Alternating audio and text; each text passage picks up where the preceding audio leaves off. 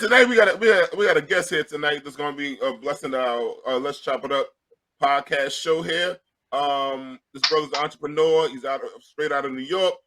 I want to bring him in and we get to talk to our brother Victor Parrish. Jamie, can you bring our brother to the stage, please? Yo, he's on mute. Get him off of mute. There we go. What's up, brother, man? What's going on, Victor? Welcome. Let's chop it up. Yeah, man. Yeah, this motherfucker got good. You know, he got some money. He got good, nice, white teeth.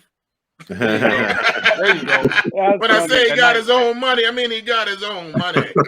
White teeth. You gotta do what you gotta do, right? Victor, I gotta ask you. I gotta start it off knowing your backstory. You come from arguably one of the most dangerous zip codes in New York, and to reach the level of success that you did, how were you able to, I guess, avoid a lot of the pitfalls and traps that tend to hurt a lot of us in our communities and still reach that high level of success? I mean, first and foremost, East New York, right? I mean, I'm born and bred there, I'd say. The streets is what made me who I am today. I think you got to have a little bit of a street smart and book smart, because, I mean, I've been through it all. You know, I've got, 5 siblings, both parents are living good, God bless.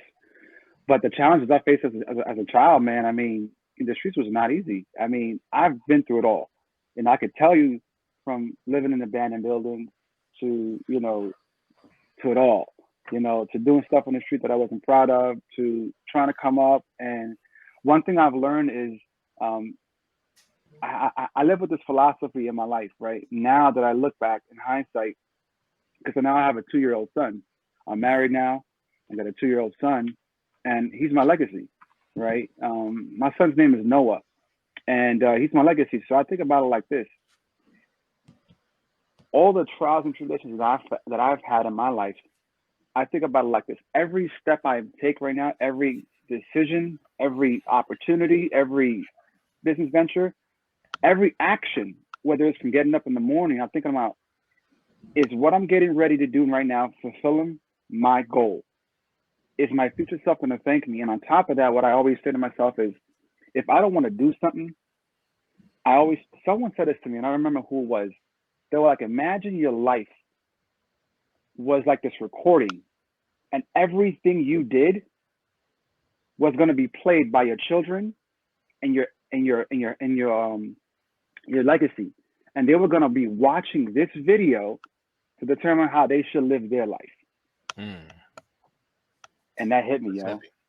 That's heavy. I was like, damn. What if I'm bull driving? What if I'm not getting up, going, hustling?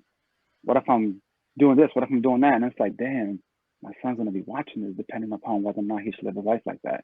Am I being a good real model for him? And I'm setting an example. So that every day I think about that. Every single day I think about that. Wow, good point. Good point.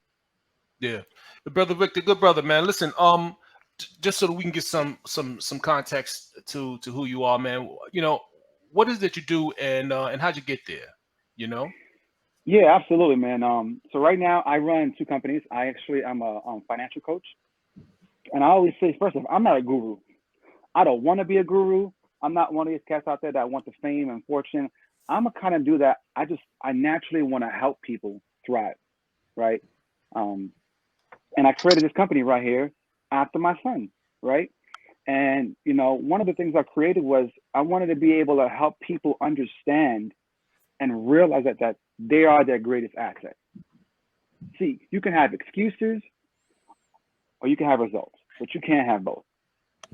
And a lot of people out there right now, they're making excuses about on why they can't live the life they want to live. When the reality is, you've got everything you have and you need on all the potential.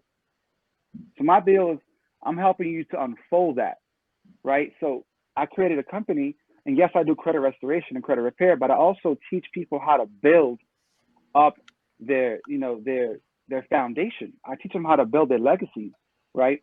And they don't have to come from money, because I ain't come from money. My mom was on food stamps. I grew up on food stamps. I know what it's like to go to the corner store and get change for that $5 food stamp and then get like $3 and and change, and then go hang out with your friends because you didn't want to be hanging out with food stamps. I know what it's like that. So I tell everyone that I work with my clients, and we service hundreds of clients between my consulting company, my credit company, and we teach them ways not only to build their credit, to sustain their credit, establish it, but then leverage that credit to be able to create true generational wealth. Because this is what it is. You got everything we need. We are all kings and queens, right? The fact is we got everything we need. Why don't we just go after it? Yeah, no doubt. What's the first thing I should do? Say I'm trying to build my credit, and I'm listening. I'm inspired by what you're saying right now, brother. Because but what's the first thing that I should be doing right now? Like I want in terms of repairing my credit or improving my credit. What I want to start right now today. What's the first thing I should be doing? First thing you need to do is go to annualcreditreport.com. Right? You need to get that credit report. Right? That credit report is going to give you your credit report. It won't give you credit scores. Your credit scores are different. But you need to see what's on your credit report first, reporting, because here's the deal. 76% of credit reports contain errors. So right now, one of your credit reports has errors. 1 in every 5 of them have errors. So there's probably stuff on your credit report that you know nothing about. Misspellings of your names, addresses, employers, date of birth, all that. And what's happening is what people don't realize is that these credit bureaus, there's nothing federal about them. All they are is credit furnishing agencies, credit report agencies. They're independent of one another. So what they're literally doing is reporting information on you. So they have to, by law, according to the FCRA, right, the Fair Credit Reporting Act, they have to report accurate information on you. Period. They have no choice. But the challenge is this: when you look at the credit report, how are you going to be able to understand what's on the credit report? Right? There's over 400 pieces of information on the credit report. You may not know about the late payments and this and that. Understanding what credit is, first off, you can go anywhere. You can go on YouTube. You can do all that stuff, right? But when you look at your credit report, right away you're going to see, all right, I got misspellings of my names, my birthdays, and all that. I had clients that had 13 different names, right? Aliases, also known as, and it wasn't even their fault. What the problem is that these people who are filling out applications on you, they're putting your first name last name first, and then misspelling it incorrectly. So when they enter it into the database, your name comes up wrong. So when you go apply for a credit card or a loan or application, and a creditor sees your name misspelled, or that you have aliases and all that, they're gonna be like, nah, this person, he got like 4 different names. Nah, he good. You're seen as a risky borrower. No one's gonna want to lend you money, and it ain't your fault, right? So I'm gonna recommend like before anything, get a copy of credit report. Annualcreditreport.com. You get that free every year. I think twice a year now.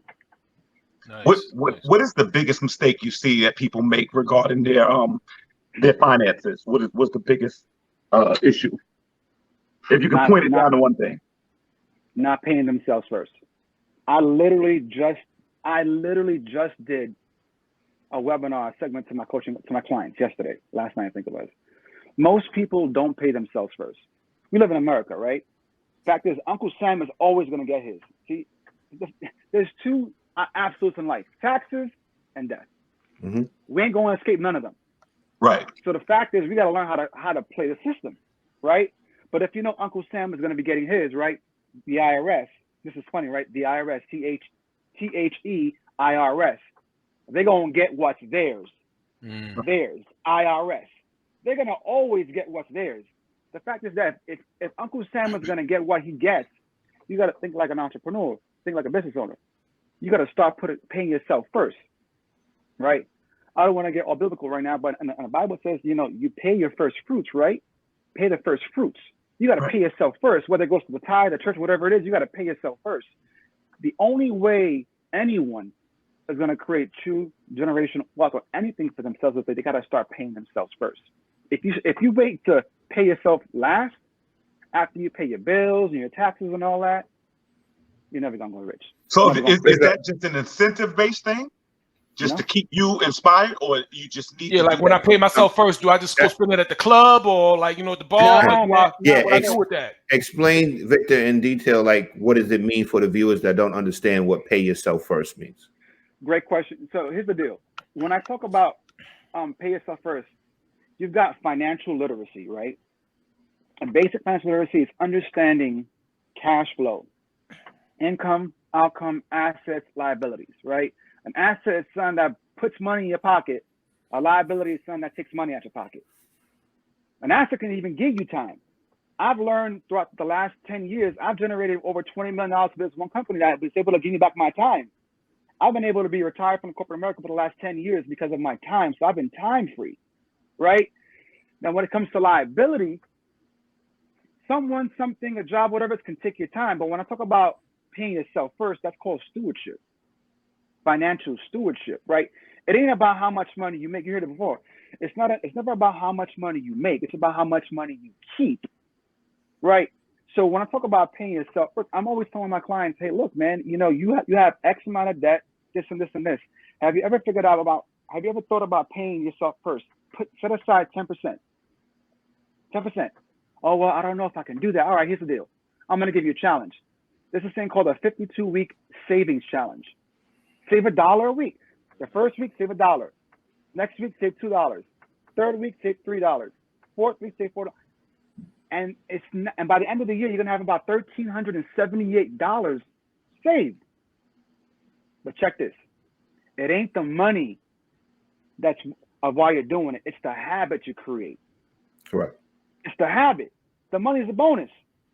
Because it says it takes 21 days to create a habit or break a habit, and it takes 90 days to create a lifestyle.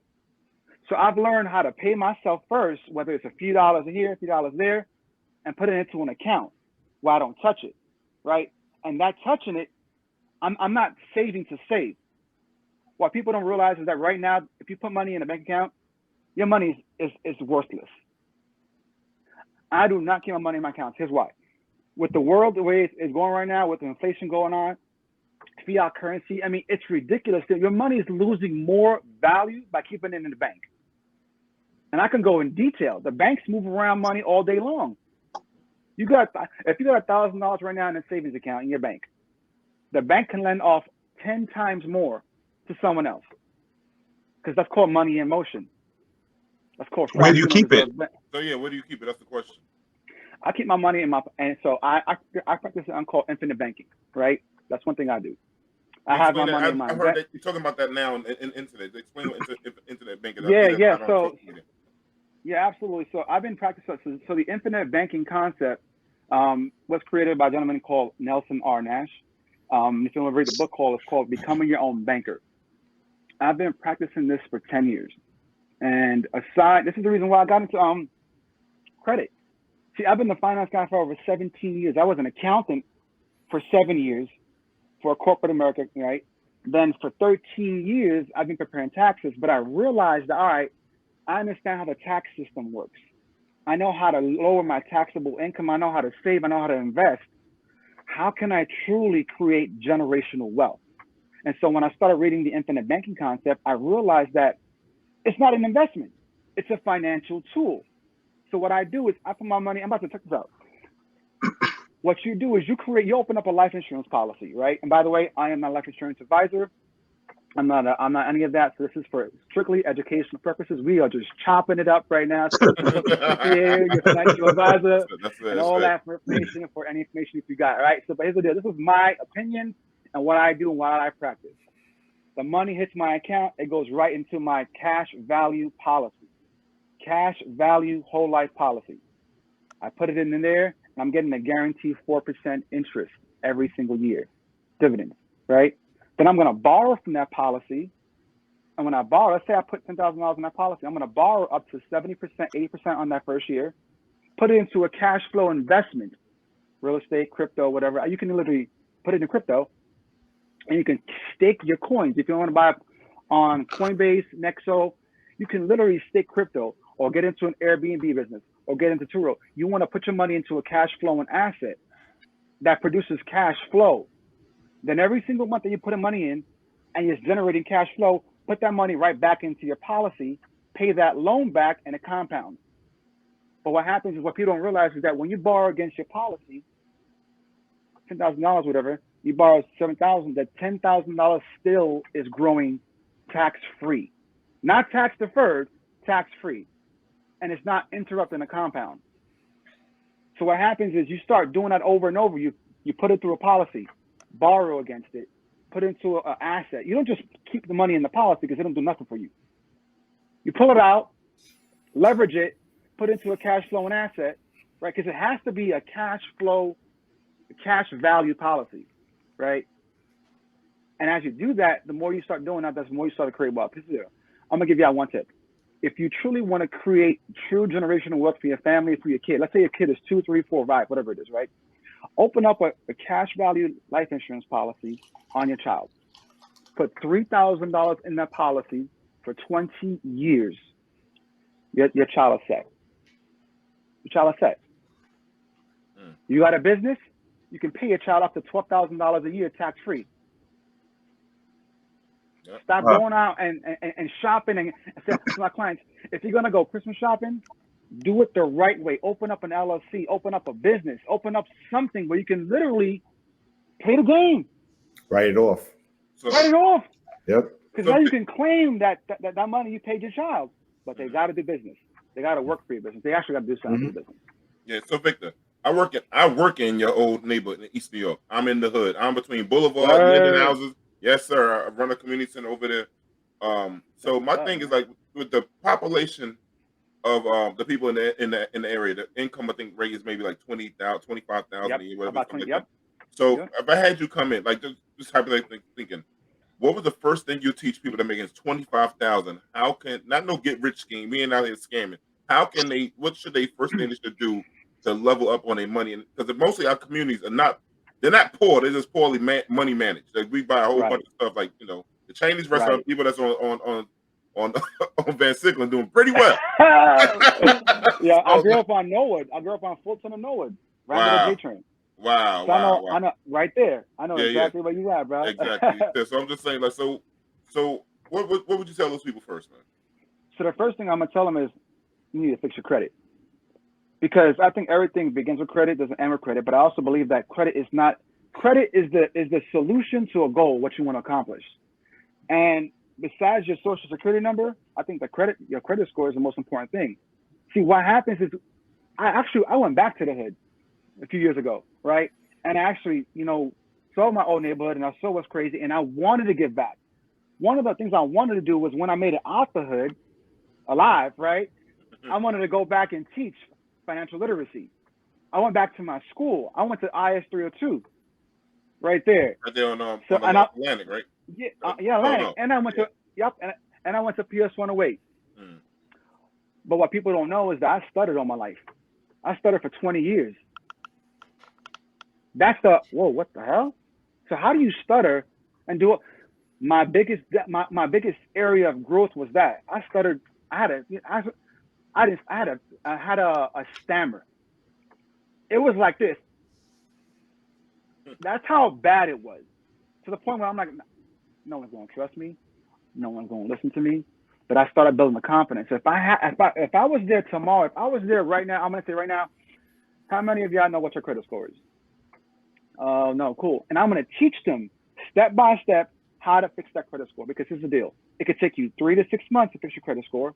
Once your score is fixed, I'm going to help you open up some credit cards and leverage that, because here's the deal. You are your greatest asset.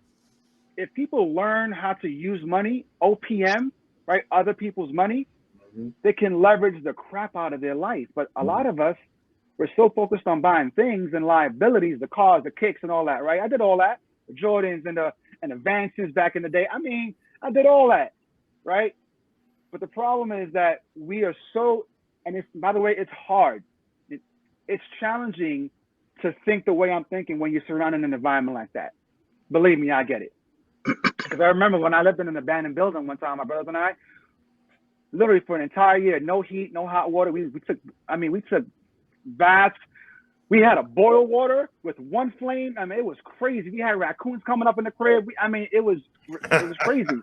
We had to get a BB gun. It was because they were coming through the holes. It was bad. We lived on one air mattress that was old and used, but that made me who I am today. We borrowed this. Listen, we used the same kicks, all three of us, the same kicks. We used one winter jacket for us three. Wow. We used money that was counterfeit back in the day. We had no choice. We were in the streets. We had to do whatever we had to do, right? Thankfully, I'm here today.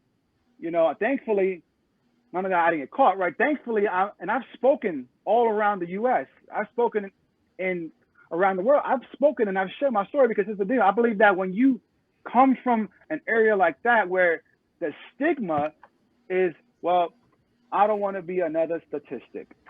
Nah, bro, it ain't. That's not what it is, bro. I came out the hood because I wanted to do good. And my goal is to go right back and teach people how. Look, you are your greatest asset, but you got to start believing that. It's all in the mindset. Your mind is so powerful, but you got to believe that. Believe that you got what it takes. Coming from there, you must have heard every joke and got teased every kind of way as a kid. Like, how did you deal with that? Bro, you know what's crazy? I walked bow-legged, by the way. So I walked funny. I had no hairline. My hair was like Brillo, right? I stuttered, joke after joke. You know what's even crazy? I had my 5th grade teacher. I remember this like it was yesterday. She joked on me. She asked me a question. A student couldn't answer it, and she asked me, and I couldn't get it out. And she laughed. Wow. I remember this. She laughed at me. And I couldn't get it out. And she literally said, "Never mind, Victor, we'll go somewhere else." Wow. And I was like I felt so humiliated. And I'm trying to, like that. Like, this is how I was. And I was like, I remember those things scarred me, but it made me who I am today. Wow. Stutter boy, you know, you dope. I heard it all, bro. Brillo head, you know, you walk funny, Forrest Gump. I heard it all, bro.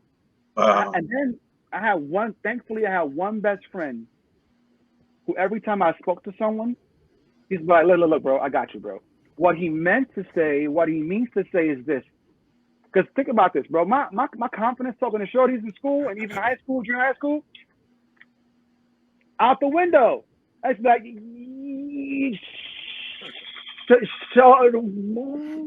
yo, hold up. What he meant to say was, yo, what's your name? Can I get your number? And I was like, yo.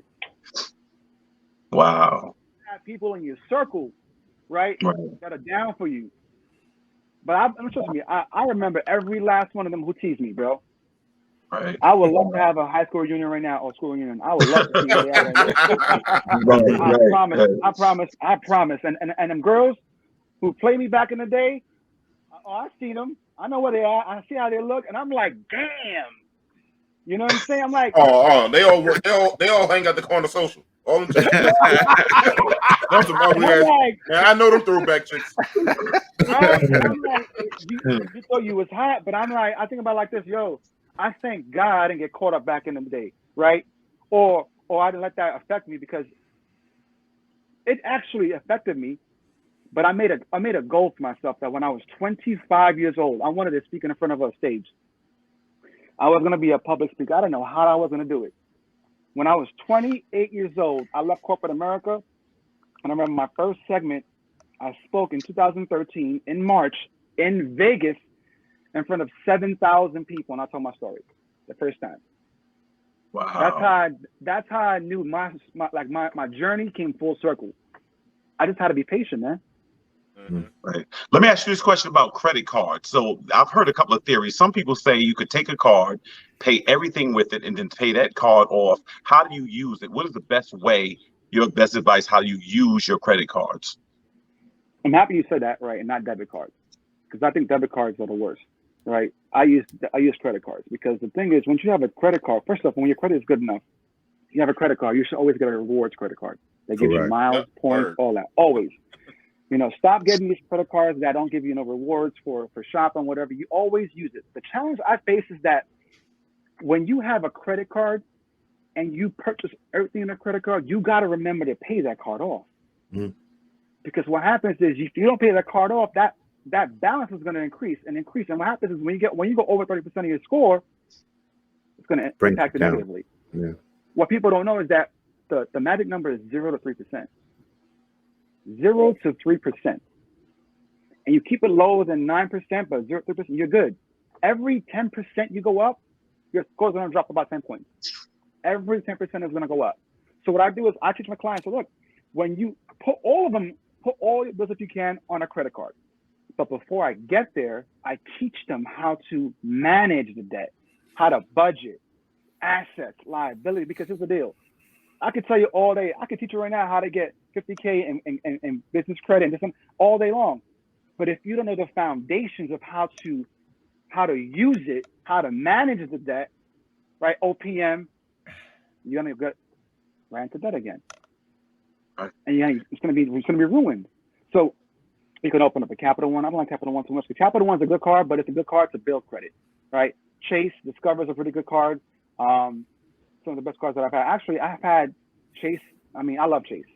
And Chase, I've been able to travel with my wife and I over the last few years for free. For free. Because Chase miles are rewards points. Mm-hmm. I mean, if you know how to leverage that, man, it is so powerful. But the thing is, I've been doing this for a long time. See, before I was an accountant, I was in a real estate game. I was a loan officer. So I was helping clients fix their credit by a big binder, old school, 2004, an old school binder. It was like 18 years ago. So I've been in the game, but now it's like, let me download an app. You're done.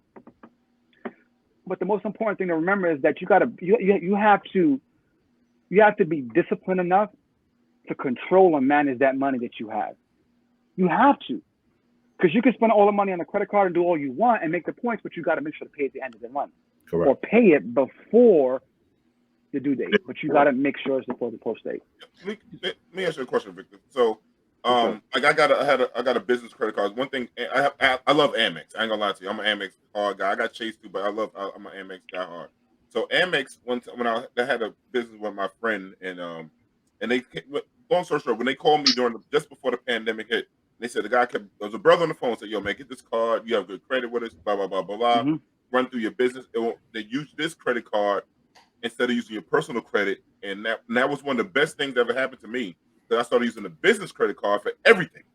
And that would so my credit score, I was paying off my credit cards, and my credit score was going up, and everything now was on the business. Is that good for people that have small business to get the business credit cards and start shifting to that? And also, how I see this a lot on social media, people say get business credit. How do people get the business credit? Yeah, so I think that's right now that's the wave. Right, that's the wave. Business credit is the most important thing. I think everyone should start an LLC, right? Small business. Why? Because if you're an employee right now, the tax code was not designed for the employee. It was designed for the businessman, right? For the middle class. And so my whole deal is if you're an employee, cool, but you got to find a side hustle. You got to find something that you can do on the side that will increase your refund, increase and lower your taxable income. So when I talk about business credit, yes, right now by the way, I am the business credit guru. I am let me teach you how to leverage the credit to create wealth through different structures. My whole deal is let me help you move money around in motion, because the banks do it. Why can't we do it? Right? So when I talk about business credit, yes, you can do it. I think everyone should have a LLC, open one up, side hustle, find something you like to do, right? If you have children, hire them, right? Pay them up to $12,000 a year. By the way, again, I'm not a CPA, consultant CPA and licensed financial advisor, all that good stuff, right? But pay your like your children up to $12K a year, right? On top of that, if you want to invest, right? But the whole important thing is that when you book business credit, it's not attached to your social security number. You can build it where it's not attached to that. And on top of that, you don't got to worry about utilization. Your personal credit, when you run it up over 30%, boom, negatively impacted you. Your business credit, they don't care about that. All they care about is that as long as you're paying your bills on time.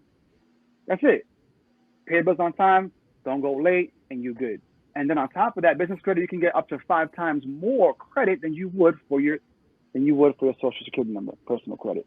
That's why I tell my clients, you've been thinking like a consumer your entire life and getting into liabilities. It's time to think like a business owner and start building up assets. So how do you think business line of credit for people that have business lines of credit? Oh, great question. So let's say that you have, my whole deal is I like credit unions, right? I always tell my client, anyone, you need to go to a credit union. If you don't have one, get in one, right? Navy Fed is probably one of the best ones in the planet. Navy Fed is Which one was that? Navy Federal? Navy Federal. So they I call haven't. themselves the. Talk to me, Nick. Give me the Right, here we go. give me the sauce. So Navy Fed is it's called the House of the High Limits, right? So what you need to do is the first thing is this: Navy Federal has something called an internal score, right? So they want to see that you're going to patronize and use their services. That you may have a payday score of this and that, whatever, but you need to find out. All right, if you have a business account with Navy Federal, you need to have them and open up. So here's one way you can do it. Your internal score, first off, your personal score, if it's bad, patronize their services. So get it's called the OOPS, I think it's the optional overdraft protection service, right? Get that. Then what you also want to get is you can get a secured pledge loan. You can do it through personal as well. What happens is when you use their products and services, now Navy Fed is going to build up their internal score. So whether or not your score is 680, 540, 720, their internal score, they're telling, looking at, all right, this person's, patronizing our services and our products. They're buying some stuff here. Let me get a line of credit, right? The cool thing with Navy Federal is that when you apply for them, it's something called like the midnight hack. You can do it online. You can do it over the phone. What happens is when you apply for a credit card with them and you get approved with them, let's say $5,000 over the phone, right? I mean, online, you do it. If you really do it the right way, you can call them up and ask and call them up. What I mean is to call the reconsideration line and you speak to a human being. When they see that like, is it Demon? Demon, right? Don't you call me Desmond. Right. D, right? So when they see, all right, D's been, using our products and services, his score is this, his score is that, but his internal score is good. Hey, I see that you were approved for this and that. Well, and then you're going to ask for reconsideration. Hey, I actually wasn't approved for this line of credit. I've been with you guys for a year, 2 years, is there anything you can do? Right? Because here's the deal. When you speak to a human being, there's a whole lot more you can do. Mm-hmm. You can talk to them, say, hey, listen, I love the company a lot. They're great. And they'll reconsider. It always happens. It's happened to me, right? And they can start you at 5,000, but if you call up the number, talk to someone, they can bump you up to $15,000, 25, 30, right? So it's important that you understand that Navy Federal is one of the best, right? Then you got, Penn Fed, which is called Pentagon Fed. But credit unions right now are the best.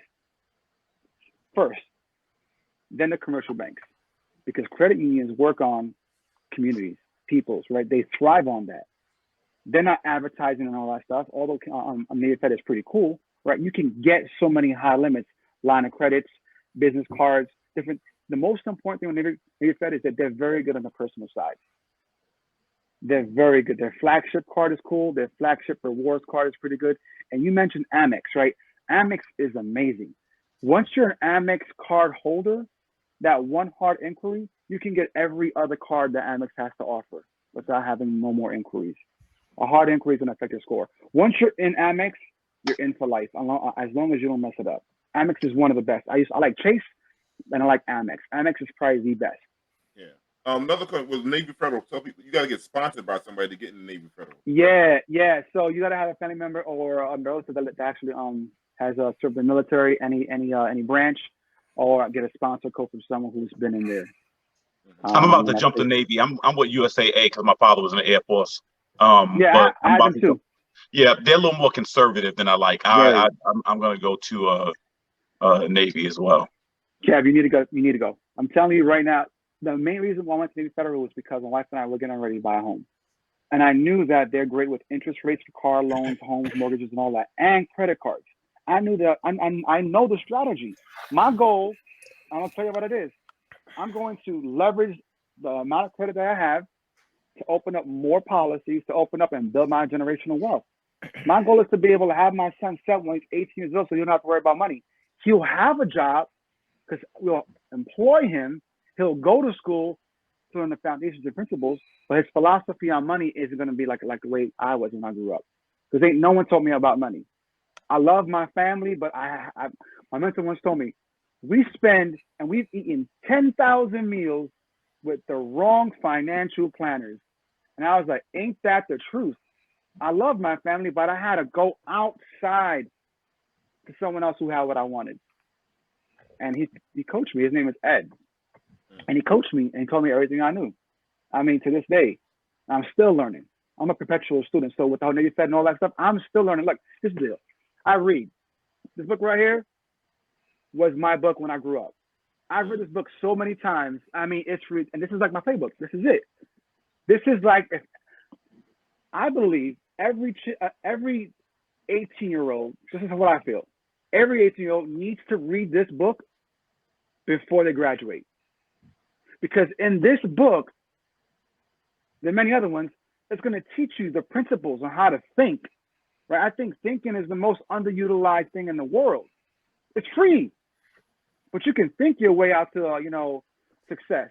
And that's exactly what I did. Right now, I'm actually reading this one right here, The Psychology of Money. Yeah, if y'all want something that's going to be a complete game changer, pick up this book right here. A lot of people pick Rich Dad Poor Dad from the beginning. Everybody picks that book. This is a CPA right here. Tax-free This wealth. is a CPA. I read this book 3 times already, and I got it brand new because the other one was messed up. Okay, and I'm constantly reading it. I've read over 100 books. I listen to audios, and if you're not someone who likes to read, that's fine. There's something called Blinkist. It's an app. Download it when you get a chance. It's called Blinkist, and it literally will help you summarize an entire book in about 15 to 20 minutes in about 5-10 points. Blinkist. It's awesome. It's like $100. You don't need that because this generation ain't reading, bro. They ain't reading, man. They're not reading. They can't. If it's longer than 2 minutes, they can't. Right. Focus. I think it's the new Or weed. attention span. Right. I mean, like, it's a deal, bro. Like, I mean, the fact is that we live in this world now where every day is changing, man, and we're gonna have to learn how to become an asset, bro. The system is broken. I personally believe the system is broken, and we have to, like, we got what it takes. If you ain't reading, my mentor told me, look, Victor, you reading? No. Why not? Every problem you ever had and whatever faces in a book, pick it up. And I'm like, okay. And then when I started reading, I started realizing, like, yo, information costs, but it pays for itself. Yeah. And my success in life is where it is now because I've read and I've grown and I've become the person I am.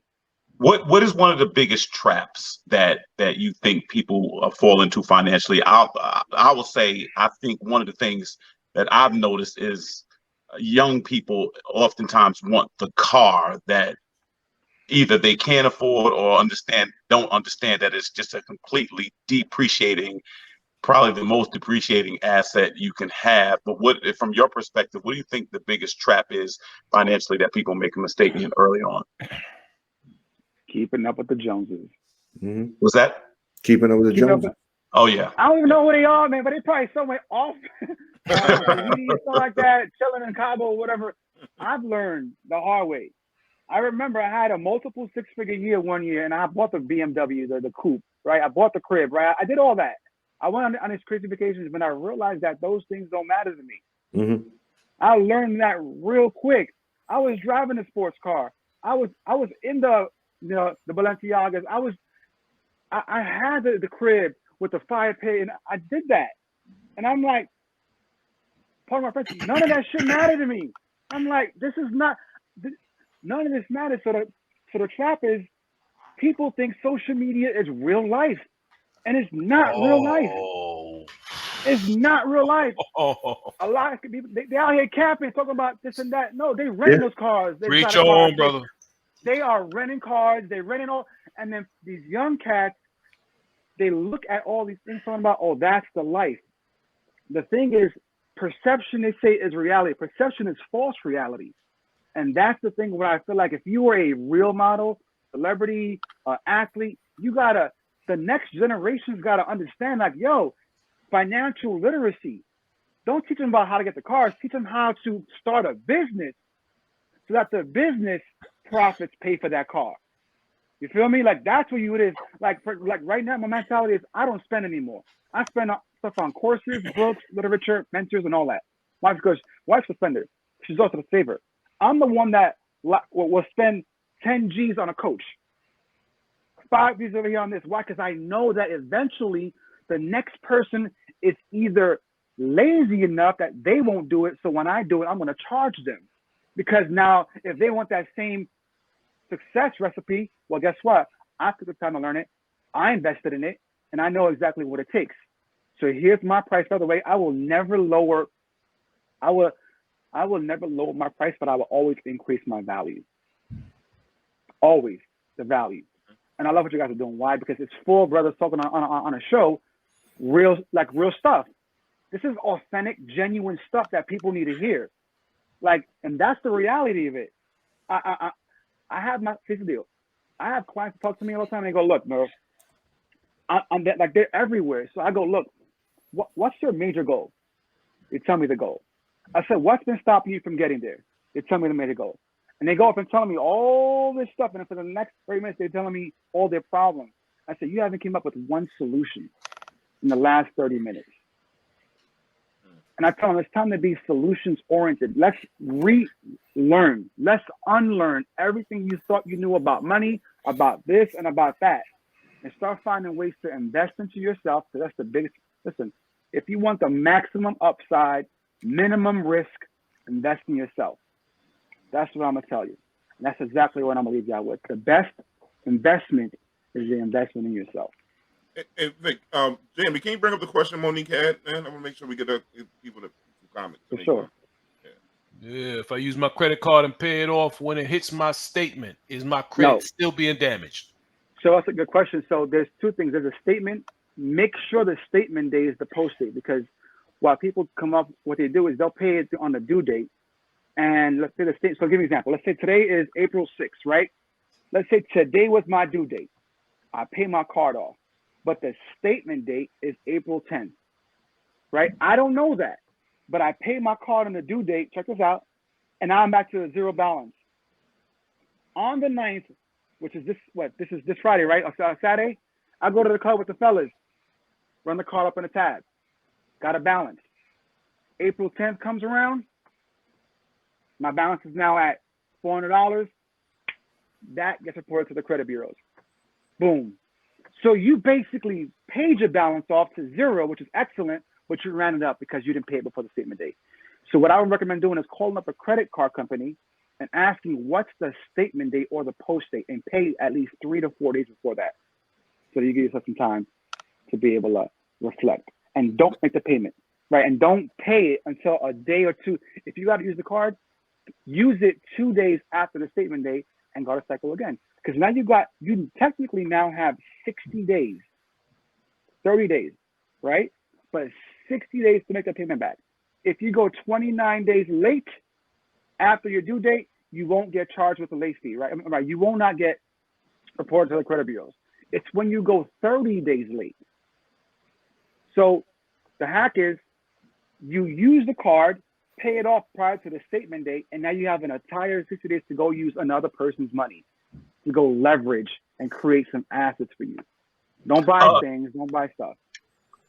Victor, what if you already, and this is just hypothetical, what if you already have a mortgage, but you got to move away from the natives? So you got to buy a house somewhere else. I'm just saying, because that's what people are thinking at home. So you already have a mortgage, but you're going to have to just move because the natives don't know how to act. I'm not talking about myself. I'm just saying other people out there. Not me, somebody like me wants to know. So what do you do in that situation? Because obviously you can't just buy 2 houses at one time. Well, I couldn't. So what do you do? How do you leverage that? Right. So great example. So let me say, I'm gonna use it from my opinion. Again, everything I'm saying is solely from my opinion and my opinion only, right? So if I'm living in a place, a home that I purchased, and my neighbors are ghetto, whatever it is, and they just bad. Like down the block is terrible, right? I'm out, right? Well, first off, I'm not selling. Even though right now it's a seller's market and it's going high, I can get some money for my property. What I'm gonna do is I'm gonna find a way where I can Airbnb that, right? Gotcha. Let's say it's a 1-family, 2-family. If it's a 2-family, you can live on the bottom one. Live on the bottom, right? Part-time, rent, and then rent the top 2. Let the tenants pay for the mortgage. Right. I would never like just sell a home because now the asset is there. You want to have an asset that you can have cash flow, and that home can build you cash flow. So rent it out if you can, but don't sell it though. And if You do rent sell it out, and then if you want to buy something else, or do you just rent somewhere else? So how do you do it? I mean, what would you? What I'll do? I'll rent it out, right? And with the profits, go buy another crib or rent somewhere else. Build up enough equity in that place, right? Pull it out, right? Take the profits from that place. I rent part time, like temporarily. And I take the profits from that and go put a down payment somewhere I wanted to go. Got you. Nice community. Okay. So Vic, what can people find you? I'm sorry. Go ahead. You want to say something, Vic? Away from our neighbors. From the natives. Far away. Oh, you got to get away from the natives. That's the truth. Hey man, I like saving the natives. I like saving the natives. Y'all can find me on that's my handle right there at VictorJParrish.com on Instagram, Facebook. That's my website right there. We offer free credit consultations. We offer a lot. Check out the website. And honestly, if y'all have any questions, shoot me a DM. I'm gonna help. I'm gonna help you. That's my goal. Now, My Victor, goal do they is to be get able you to or they get somebody that works for you? How do you get in front of Victor? You get in front of Victor Great yourself. question. So I got a team. So you'll get some of the team, but if you want me, make sure you say I want to. Because the Let's Chop It Up viewers want Victor. That's what they Yeah. I just followed your Instagram. I just followed your Instagram. I want you. I don't want. Right. Okay. So my personal Instagram is all me. My business pages are my team. But if you want me, hit me up on my personal page, and I will respond directly to you. Victor, before they forget, D is gonna want to know your top 5 in hip hop. If you have a top 5, D is that right, D? We have to ask, right? Oh yeah, man. I mean, this is just what it is, bro. My No favorite particular rapper, order. No, my favorite rapper is Fabulous. Why? Because I'm from Brooklyn. I love Fab, right? Fab damn, over Jay-Z. God damn, over Biggie. Well, listen, Let's go. I like Hov. So it's Fab, Biggie, Pac, Jay-Z, M, in that order. Wow. And here's why. And so here's why. I vibed out with Fab because Fab was coming up when I was coming out the hood. And everything he was saying, I resonated with that. Personal connection. Biggie, because Biggie is what it is. Pac is Pac, right? And then and then Jay and M, because M is just he has some lyrics. He's nasty. The best lyrics in the game. So Yo, that was the fastest we ever had somebody answer. I'm gonna tell you that. I just know I love hip hop. As a matter of fact, I got a playlist of all of them when I go to the gym. All of them. So that's how I know I listen to them often. That's exactly what it is, fellas. Vic, we thank you for your time, man. We truly appreciate the information and the knowledge that you give to the folks, man. We need more brothers like you on the front lines giving this information, this knowledge, and these keys, these gems. So we appreciate your time, man. You, fellas. Thanks for coming on. All right, Vic. We're gonna have you back. brother. We're gonna have you back. Let's get it. Hit me back.